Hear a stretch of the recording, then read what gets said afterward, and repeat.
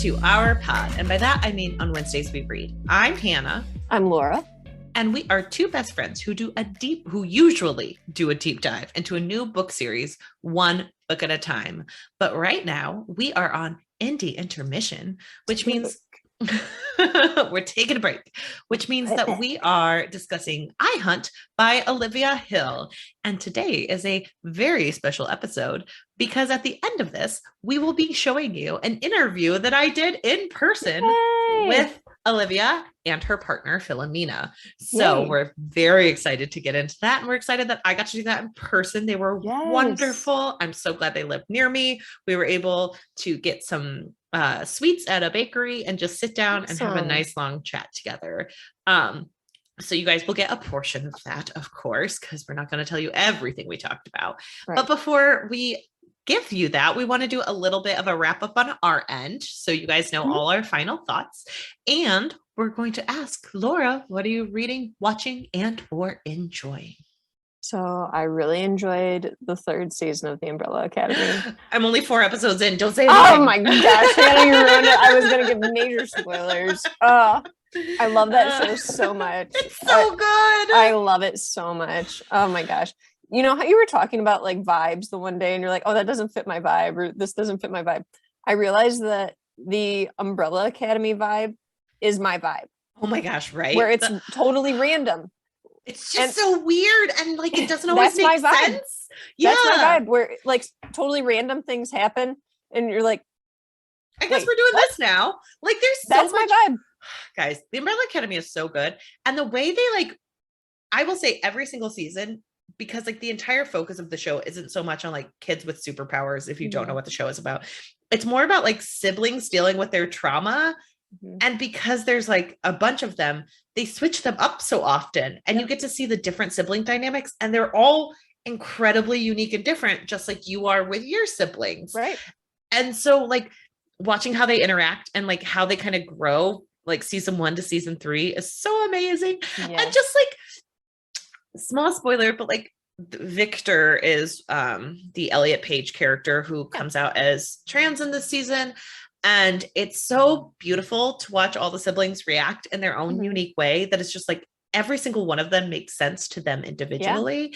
And it's not treated as like some big thing that they all have to learn. They all just like immediately accept it. So for people, like I've seen a couple of people who were like, I've never seen the show. And I was so scared to watch the scene where Victor comes out, but I was interested because Elliot Page has been so vocal about it. And like people who are scared, don't be scared because like they just super well. It's so nice. And like everyone, like no one's perfect about how they react, but it's because like they're each individual. People are not perfect. Yes. And so that's also what I've been watching because my roommate and I are leaving each other by this time. I will be moving out the day this episode comes out. So my roommate and I have kind of been doing a final thing where we watch 2 episodes with each other each day. And it's been so wonderful and it's so good. Yeah. I'm jealous of you for being done. I binged it. Of course you did. You were watching it like at work. I was getting like messages from Laura like, oh my gosh, the Umbrella Academy. And I'm like, it's 10 a.m. Had to slow down. That show was just so good though. And those actors, all of them are so good. They all fit their characters perfectly. I can't even describe how perfectly cast that show is. Aidan Gallagher is truly a star. He will have many awards by the time his career is done. Let's hope so. I wish I could give him 1 million awards now because he is such a talented actor. And the reason I single him out is because he's so young compared to the other actors. Yeah. And the other actors are phenomenal too. So they all deserve all the awards. I mean, Robert Sheehan is one of my favorite people of all time. So, agreed. Love Justin Min, I want to be best friends with. David Castaneda, hot. Emmy Rover Lampman, I was supposed to be dating her partners. Yeah, David. I was going to say David Castaneda again. No, David Diggs.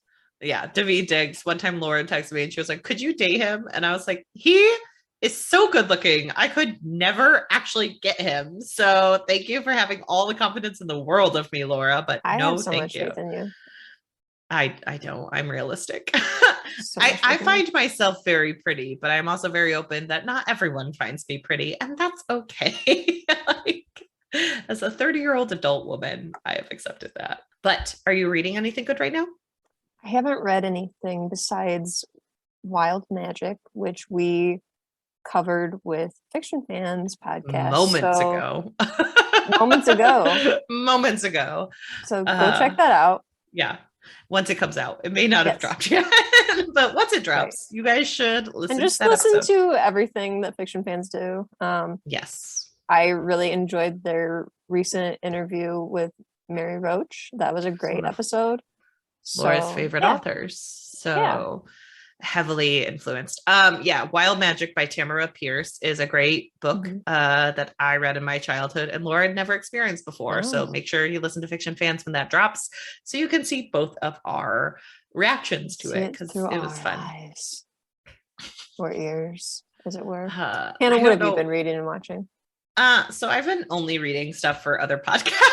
So if you want a little preview of stuff Laura and Hannah are doing, pick up Wild Magic by Tamora Pierce, so that you can read it and you can listen when Fiction Fans comes out. And then eventually we will also be covering Piranesi somewhere. So pick up that book. Yes. Piranesi by, oh my gosh, Susanna Clark. It was one of my new favorite books. Interesting. It's very much on brand with Hannah. Hannah loves a good, weird, trippy novel where you don't have all the information and you're finding out through a narrator who doesn't really know what's going on. Doesn't have a clue. I love books like that. It's why Jeff Vandermeer is one of my favorite authors. He does a lot of sci-fi, and I would say that this is like fantasy version of something like that. Okay. So go pick that up now. That's just a little preview of stuff we have coming from other locations. But I haven't really been, I started Ordinary Monsters by to stay on theme, by J.M. Miro, and it is about random children who have powers on par with the Umbrella Academy. It is a very thick book. So I'm only about 10% in, but I'm interested to see where it goes. It's kind of like historical fantasy. It's like kind of dark, and people have like many talents and they're a little bit warped. So I'm interested to see where it goes from here. And yeah, for what I'm watching, I can say that last week I plugged saying I was going to watch Good Luck to You, Leo Grande. Yeah. How was that? It was good, but notes. It wasn't everything I was hoping it for it to be, but what movie ever is. I thought the first half was really good. And I thought like what it does for sex work, showing like all the intricacies of sex work and like how it's a fantasy, how it's like, you know, and he like is very good about setting his boundaries and everything. And I thought he did a wonderful job. And I think on rewatch, it'll be really interesting, like to like, once you know the end, to see it from the beginning. I think you'll have a lot more context, and a lot of the movie made more sense with how like visually the thing is filmed. However, again, with the like, hello, my name is Doris, I do think that there is a weird thing about white women violating people's boundaries that we haven't fully dissected yet. Because like there is a power dynamic with white women as opposed to like people of color or other people. Like we have our own privilege, and sometimes I wish that that was more fully understood and commented on. Because the character in this movie does violate a boundary, small spoiler, and it did not sit well with my roommate or I. We were kind of shocked that it happened in the way it did. And it just felt like we both had really visceral reactions to it, where we were like, oh no. And we don't think like the movie quite sat with it in the way it should have. Or it didn't have like the full ramifications that it should have. So that sucked. And I think that that's just something that like, I hope in future movies, I know that like we are progressing. I like that this movie exists, but I wish it had like progressed a little bit more than it did. and some things we're putting a hat on a hat, although like I think some of that is the American versus Britishness of the movie. But overall, good. Glad it exists. Be careful when you're watching it, because like we did have a really visceral reaction and it was a little unexpected. So with that said, should we do closing thoughts on our first ever indie mission, I Hunt? Indie mission. I like that. I didn't even mean to do that. I just conflated them. You made a word. I like it. I made a word. Our last indie mission. So the indie mission, the mission to read indies, and the indie intermission. Laura, what are your final thoughts on I Hunt by Olivia Hill? So it's a fun book. It really is. It's such a romp. So yes, fun. I really enjoy the whole concept of having a gig economy for hunting monsters. And I really just like how the stakes are so real in terms of making money and how the economy affects your day-to-day life. I thought that was so well done. It was a really easy book to read, and you know, I think my biggest problems were I wanted more book, and that I just was a little confused by the Vanessa of it all. But Olivia Hill did comment and say like you were right on track. Like she knows people who are like just no bullshit, no nonsense. So your read on her was so right, and mine was just way off. Hey, I'm Vanessa. Hey, I'm Vanessa. How are you doing? Yeah, and I just think it was a fun book. I would recommend it to people, and I'm excited to play the game. I know. What did you think, Hannah? I really enjoyed this book. I thought it was so, you're right, like it's just so real world. Like this book is the real world. It's just using monsters for like whatever you can do to get like to pay the bills, to pay rent. And it's just like adding like an additional layer of stakes to an already really difficult time. Right. And like the way you and I talk about this all the time, but the way like economics are often portrayed in books is just like so not what it is, you know? And so I think Olivia's work really shows you what being poor feels like and what being desperate feels like. And like the Vanessa of it all, like she is also someone who's a little bit desperate. And so like when I said like, well, she works for Forever 21, so it was a little weird. And it's like, yeah, guess what? People who are no nonsense do work at Forever 21 and they are like, get your stuff and get out. And so I think like seeing all of that on paper is so great. And you're right. I just wanted more of this. And like, I just, this book was so good. It's so much fun. I really enjoyed meeting with Olivia. Like I can't wait to play the RPG game. And just the themes overall. Like, I think the, like meeting a character like Lana, who is like, I'm really tough, but really like there's just a marshmallow on the inside. Like it's so rare you get to see that person as the POV character. Like usually that's a side character. And like you have to kind of get to know and love. And like, not to bring it back to our last series, but like that was the naive character in your mind where it was like, oh, she's just such a squishy marshmallow on the inside of like a very, very hard exterior. And I didn't get that, but I did get it from Lana. And I'm like, oh, I'm just rooting for her. And I just want her to be successful and happy. And how are people going to keep that from her? And like the Denny character, you and I felt gross about Denny. And it's just like, I feel like these characters are so well thought out and so complicated. And like Denny wasn't ever like a quote unquote bad guy the way like there are bad guys in this, but he wasn't a great person. He wasn't great by any means. And so I think seeing all the different complexities of this book. The characters are, I think real is a great way to describe the book in general, even though it's a fantastical situation. I think the characters are really real. The situations are real and the stakes are real. So it's a fantasy that is real. Yeah. I just love the real world realism. I think it's so funny that like there's a gig economy of like monster hunting and people just don't know monsters exist. I just think it's really unique and fun. And then to like layer it in a sense where we find out later like, oh yeah, well, actually the vampires are the ones calling out the hits on other ones, because there's a political thing going on with all of these guys, that there's all these different families and stakes, and like, okay, cool. And I do think like the plotting of this, like, because Olivia like wrote tabletop games and like role-playing games, like the way she wrote this novel, like I know the original intent wasn't like this will be, you know, a tabletop game that people will play.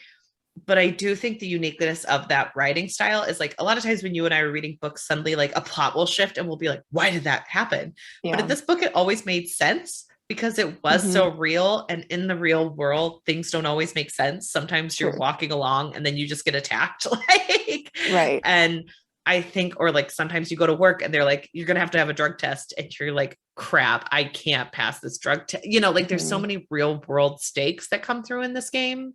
Like, or this book from the gaming community, it just makes sense. And I think also that Hill does a really good job. She's has a lot of like brevity in her writing, but it's not to the point where it's like, what is going on? You totally understand the situations, but it's seamless transitions most of the time, where it's like, okay, I understand how we got from here to here and why we're going from here to here.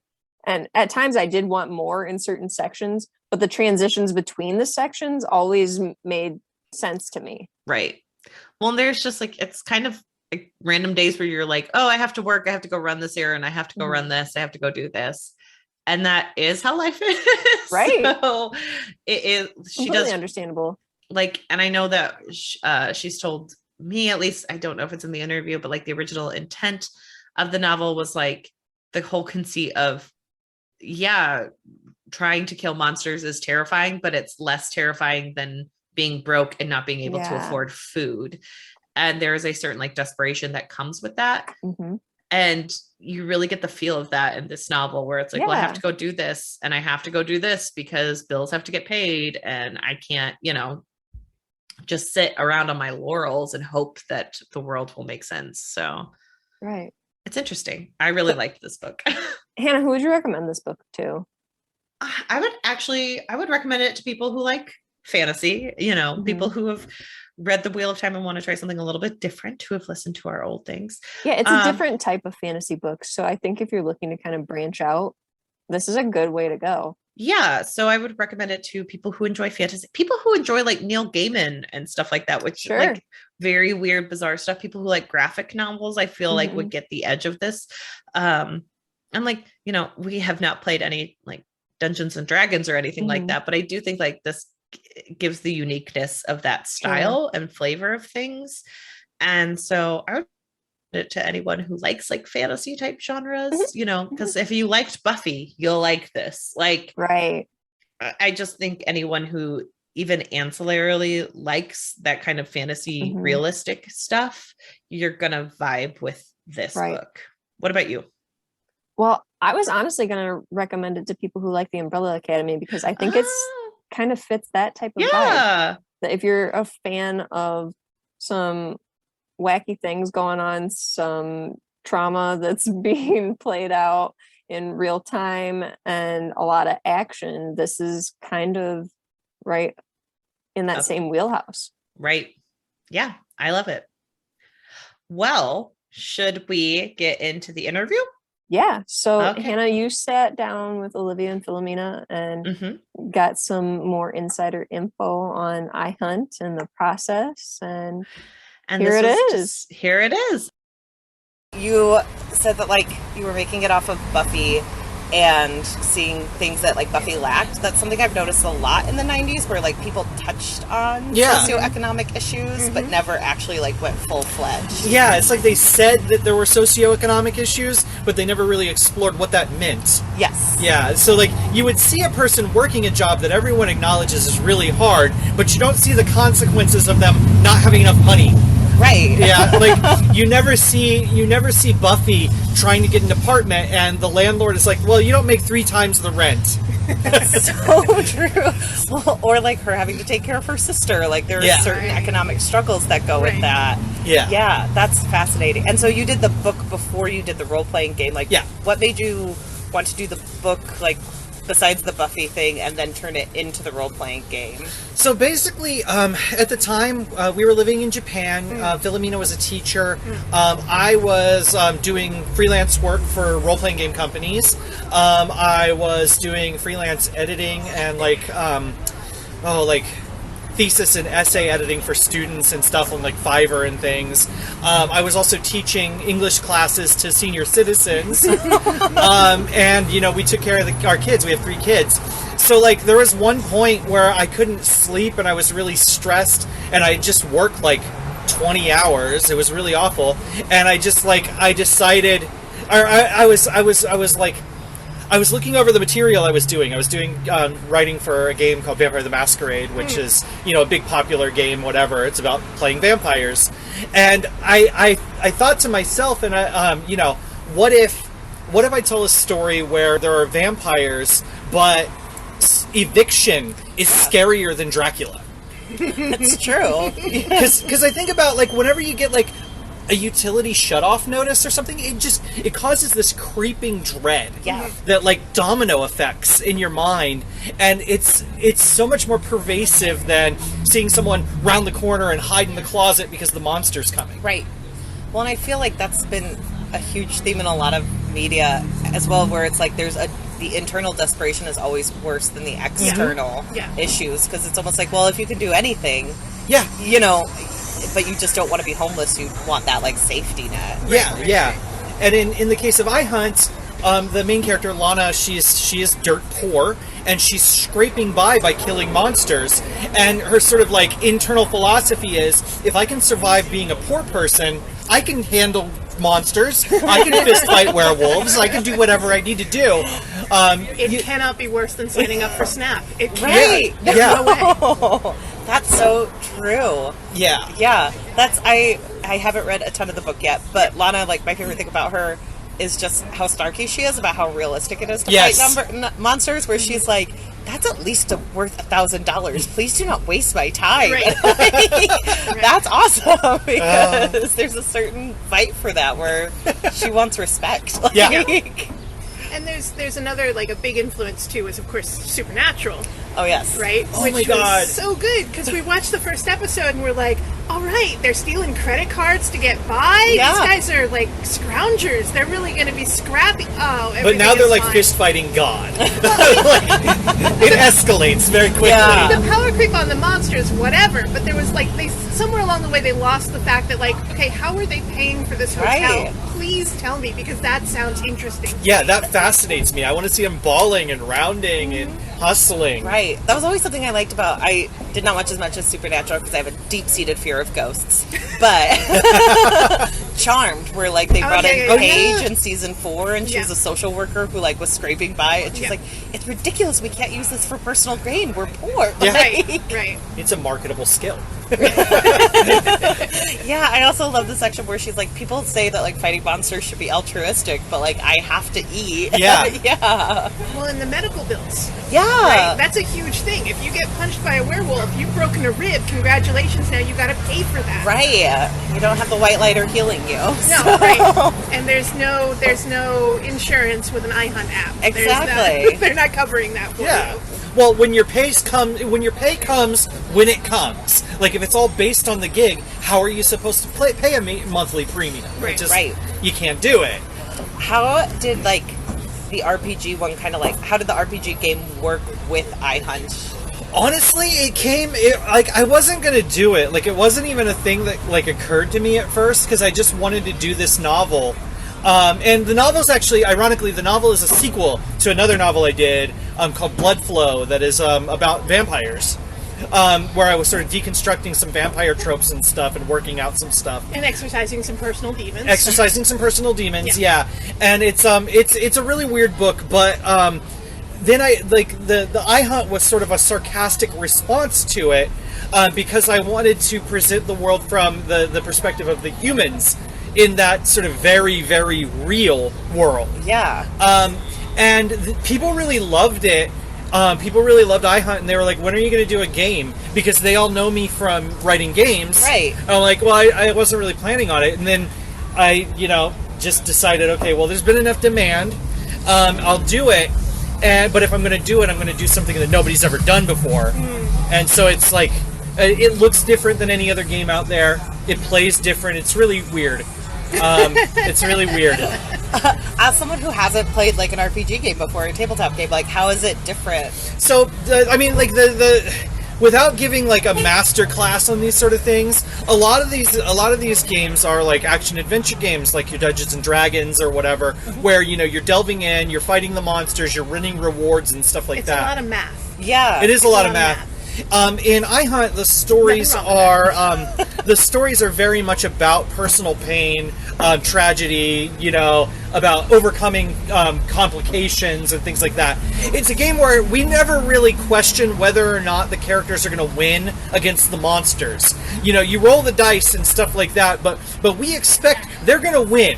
Right. It's just that whenever they get home, it's a question of, is the client not going to pay? Right. And so if the client doesn't pay, or the client's payment is held up because the bank detects fraud, which utility do you let turn off? Oh, that's so interesting. Yeah. It's like much more real world stakes instead of just the adventure. Exactly. Going into that. But then you balance that with the catharsis of, but I did just kill Dracula. Right. Yes. I get to do the fun things too. I guess I'll go out there and kill a bunch of monsters. It's just like the real world, except we get to kill the monsters. That's awesome. So it's, I don't know, it's a really interesting, really fun experience. And like in a lot of these games, you track like money. And you track experience points and stuff like that. Like, it's like in a computer game. But in iHunt, we don't track money. It's all about like, do you have enough? And the answer is usually no, or barely. Yeah. And then the other thing that we track is instead of having like experience points, we have what we call selfies, which are literal experiences. Yeah. My sort of philosophy there is that when, as millennials, when we have money, it gets taken from us. Yeah. Our experiences can't be taken from us. Yeah, that's true. So we build cool memories. Right. That is very true with millennials, in the day and age. That's fascinating. So that's iHunt. Yeah, and you'll have these moments where it's like, guys, do you remember when we fought that werewolf 3 months ago? Yeah. And because I'm recalling that selfie, now my character is boosted a little bit because I'm bringing it back. Yeah, we're doing a callback to the earlier story. I love that. So there's a lot, and it's framed like you were describing a TV show. Right. Yeah. So there's going to be a lot of like, okay, camera moves in on me. I'm doing this. Fun like, flashback. Okay, that's so cool. And it's language used in television and around television, so it's a lot easier for people to grab onto. Got it. So you can have a lot of good frameworks. There is something very cinematic about the book so far. And those are my favorite types of books where I'm like, I can picture this like as a movie running its course through my head. So that's amazing. I also love how like quippy you are about like fascism in America and the cops. Like it's just like you're just like honest about it. Yes. Well, I feel like Lana in iHunt is very like, she's very sort of down to earth, and she's very frustrated with the situation. She knows that she can't necessarily change it, but she's not going to like pretend it's not there. Right.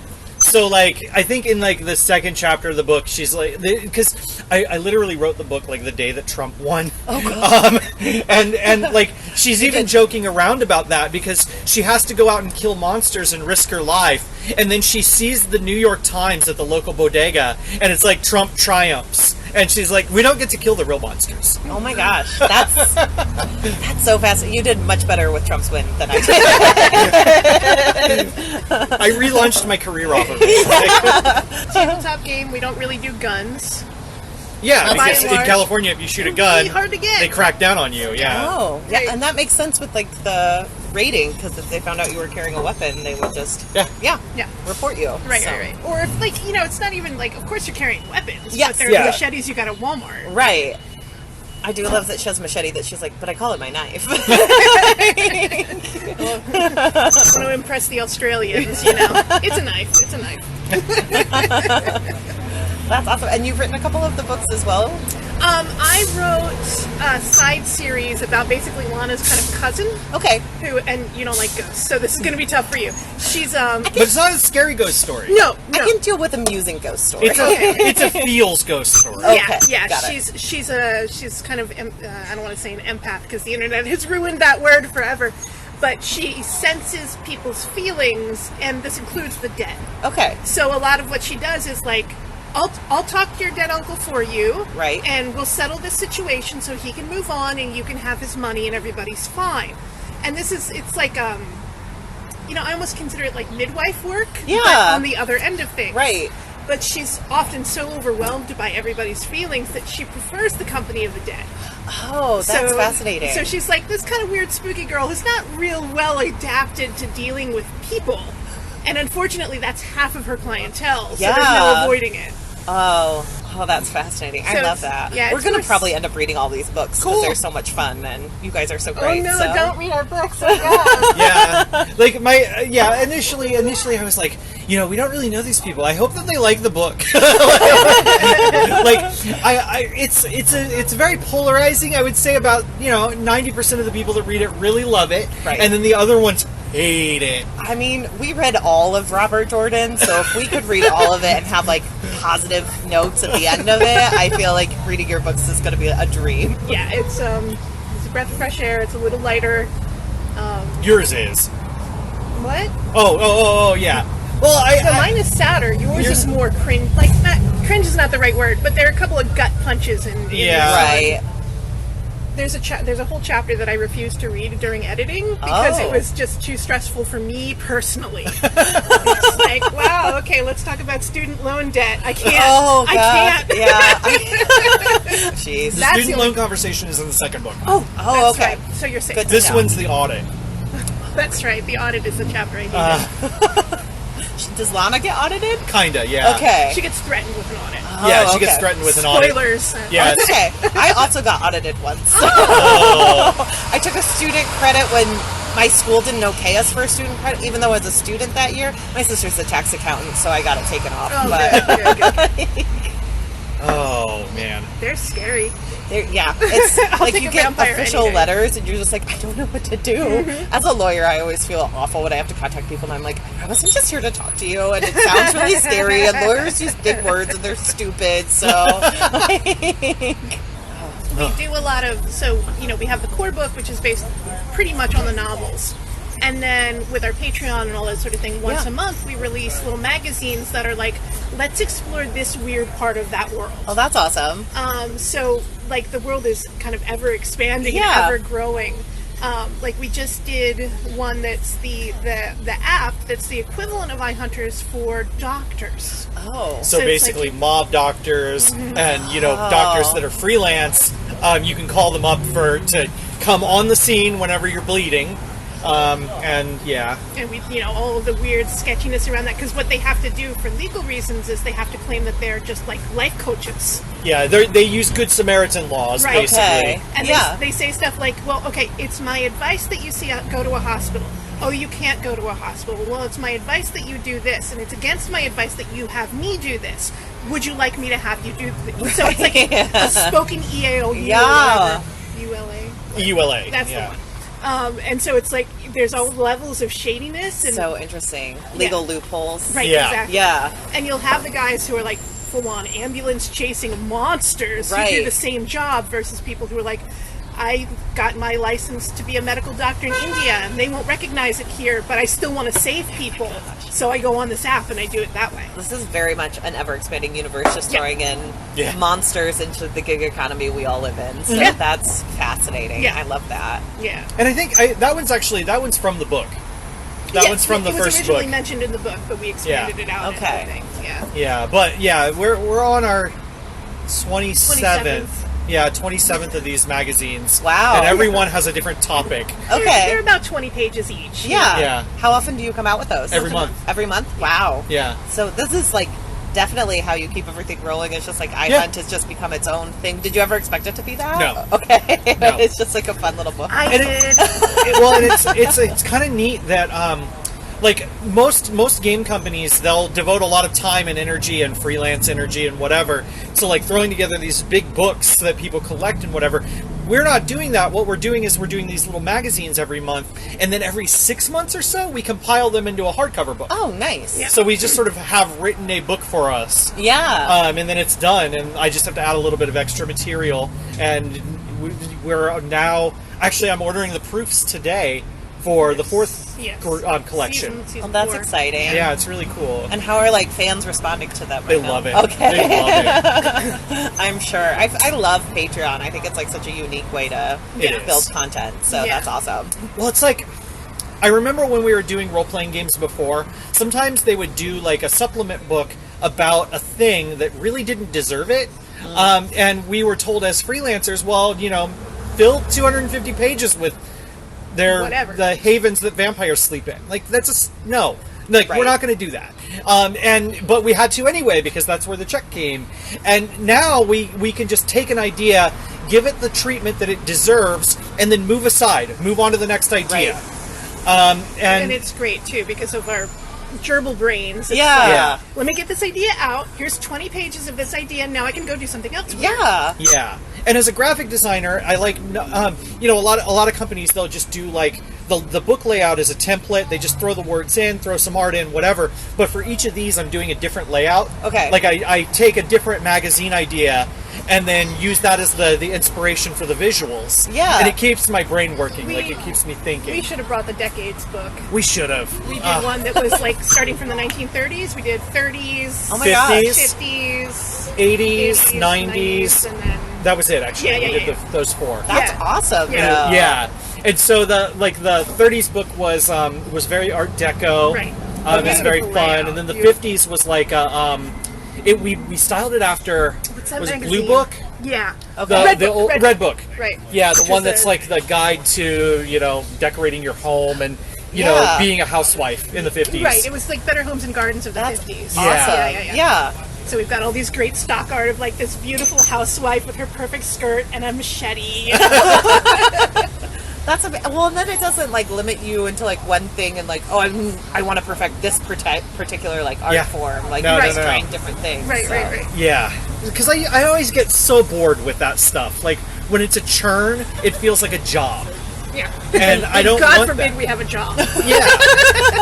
Jobs are overrated. I don't recommend them. They make you move. They make you move. I specifically have my job because it's a 9-to-5 job outside of, and like lawyers are famous for like, you get all the time off you want, but you need to bill 2,000 hours each year. Right. You just get to pick when you're billing those 2,000 hours, and that's ridiculous. So. If you ever want to build lawyers in the gig economy, I can give you so many details. Oh God, we might. Because I could like do a whole thing on like, I was writing a report to you on chasing the vampire. That's 0.2 hours, so you need to pay me for that. Oh damn, that's good. Yeah, it could be really cool if it's like specifically helping hunters and other people who are doing sort of pseudo illicit app work. To do like settlements and stuff. Right. Yeah.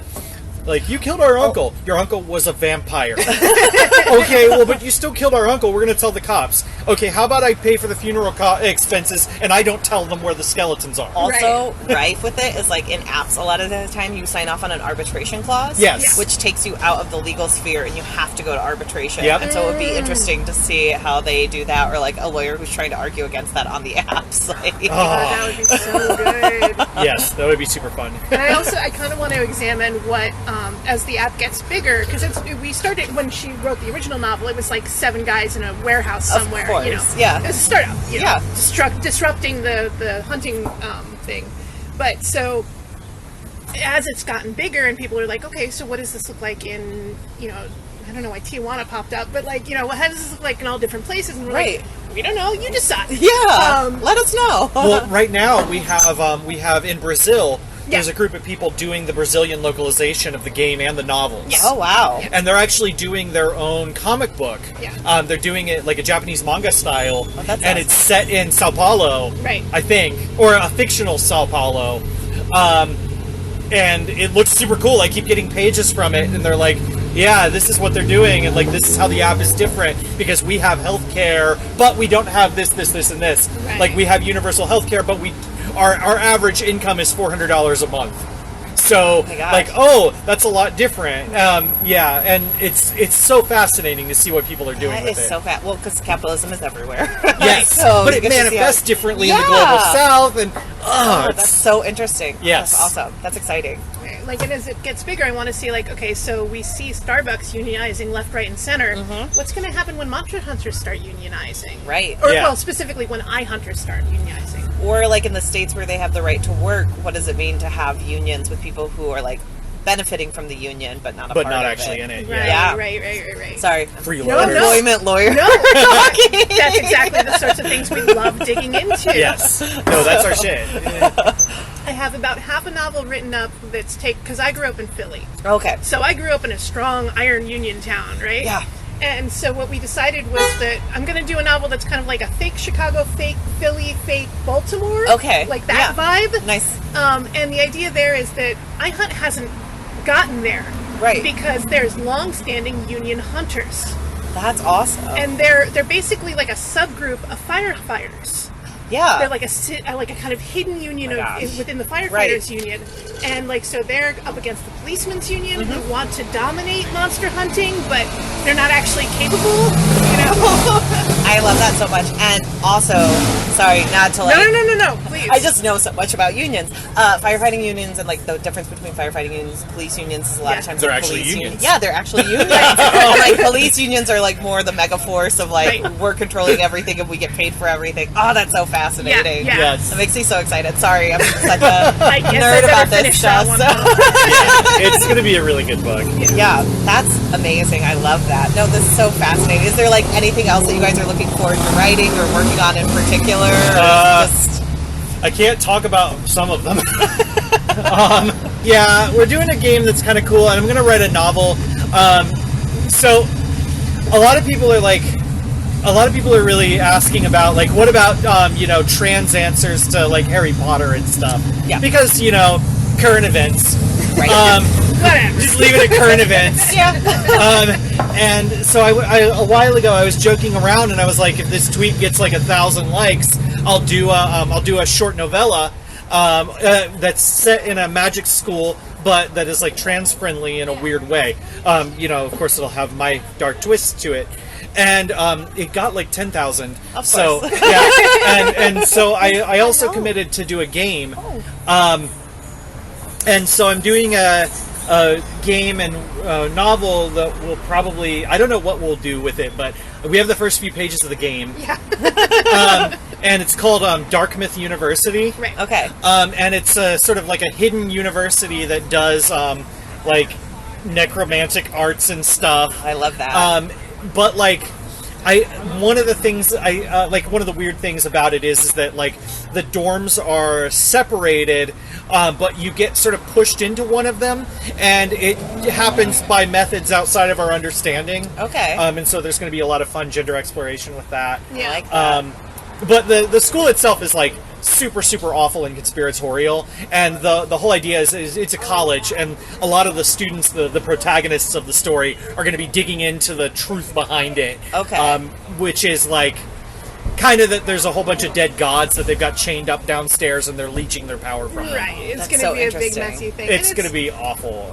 So some authors write these college wizard school type things, and they have been to private school, so they really understand how all of that functions. I have never been to We private school. I've been to have state school. So we are writing this from the outsider perspective, Right. which I think is going to be a really interesting little spicy piece Yeah. there, because we can look at it without like assuming none of it sounds normal Without drinking to us. the Kool-Aid. Right. Yes. Without This the all like, sounds this is so great. Yeah, no, I totally get that. It was really funny because Laura and I were talking about like my time in law school, and during that time, like I was like, oh yeah, I was incredibly selfish, and I wasn't like fully a human anymore because like all you're doing is studying and Right. sleeping. Yeah. And you're only talking to people who are doing the exact same thing as Right, you. right. And Laura was like, yeah, there's a certain immaturity from my friends who went to like secondary school, and I like felt myself get defensive, and I was like, oh, but like from her perspective, it's definitely different than my perspective because I Right. was in it and she was out of it. So Right. like we both were coming at it where she would like text me about stuff, and I'm like, I just can't focus on this right now, and she was out from the outside in being like,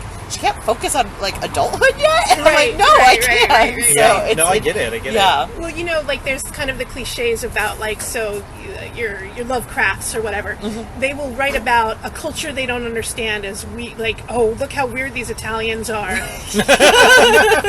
I'm Italian, so I can say that. So look how weird these Italians are, how strange they are. They must have sex with fish or something. And like, so, but I think we can bring that energy to the idea of private university. Yeah. And like, it'll be, I don't know, it'll be fun. Yeah, no, well, and I told you guys I went to Catholic school. Right. Mine was like the not good Catholic school. It was just like happened to be a Catholic school, Right, but it was right, still right. like run down, like not enough money anywhere. And so people, when they hear it, they're like, oh, you went to a private school? I'm like, it wasn't that kind of private school. Right. Like, there's certain levels of that. Yeah, so yeah. That's fascinating. Oh, well, I cannot wait to read that. I know, I just finished R.F. Kuang's Babel, which is like coming out in August. We're doing a bonus episode on it. And it's very much like she went to Oxford, and you can tell. Yeah. So, well, you won't have to struggle with that. Right? You definitely didn't go to Oxford. No, in my college experience, I was deep in the woods, and we were a party town. But like all the time, it was like people would be like, why don't you come to this party? Why don't you come to this event or whatever? No, I gotta go to work. Mm-hmm. You have to work? What do you mean, like homework? No, I mean like work. Like I've got to pay for my rent. Right. And they're like, oh, what's rent? Sounds neat. Yeah. There's a certain energy where people are like, don't get where I was like, I have to go home. It's midnight, and I have to work at 7 a.m. tomorrow. Just tell your parents to pay for it. If I call my parents, they're going to ask me to pay their rent. We laugh because we don't want to cry. My therapist often says, you realize you do that funny little laugh thing when you're uncomfortable? And Yep. I'm like, could you not point that out? Because now I'm doing it. It's the equivalent of putting LOL at the end of your post. Right? It's been a dark day. LOL. The universal sign for I'm crying inside. And welcome back. Thank you guys so much. Thank you to Filamena and Olivia for sitting down with me and just talking. We really appreciate it. You did not have to do that. You guys were having a busy day the day I sat down with you and had places to go afterwards. And we just really appreciate it. I don't think we expected Indie Intermission to go this well the first time out. We got to also experience just for like all the support and feedback, like listening to our episodes and sharing them and like saying, oh, that's exactly how I would have come across with this character. You're not supposed to like this character, or your take was totally wrong on Vanessa. That one's just for me.